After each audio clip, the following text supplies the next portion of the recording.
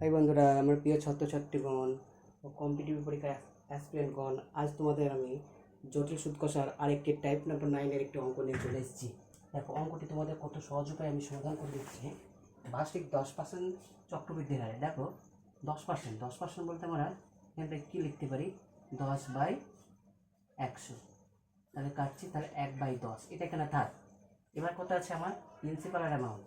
দেখো, amount by principal, অ্যামাউন্টটা কত? 399300, আর প্রিন্সিপালটা কত? 3। আচ্ছা, এবার এই দুটো শূন্য কাটলাম।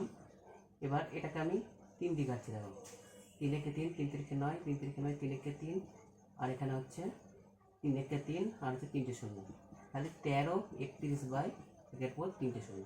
আচ্ছা, এটাকে আমি দেখো এইভাবে লিখতে পারি 11/10, 11/10, 11/10। আচ্ছা, এখানে দেখো প্রিন্সিপালটা 10 আছে, তাহলে এখানেও প্রিন্সিপাল 10, তার মানে এটা ফার্স্ট ইয়ার, এটা সেকেন্ড ইয়ার, এটা থার্ড ইয়ার। তাহলে কি হচ্ছে?